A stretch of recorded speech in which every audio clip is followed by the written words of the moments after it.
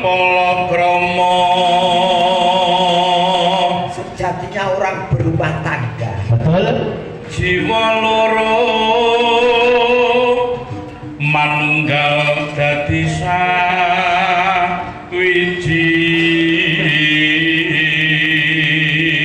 Jiwa dua menjadi satu. Ngikat janji kang satu. Berduanya terikat dalam sebuah janji. Janji suci tan pisah. Janji presiden tak terpisah. Janji suci. Suci ini presiden ya loh. Oh ya. Nggih. Janji presiden tak terpisahkan. Bebrayane kang langgeng salaminipun. Matanya kan langgeng selamanya. Narano Putra soleh lan solihah. terus Teguh. kok teguh Putrane soleh teguh bapake. ya Selamat dunya prateng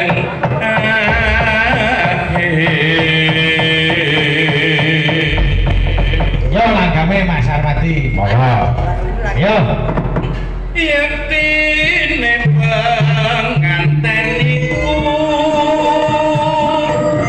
amorwani bebrayan satu.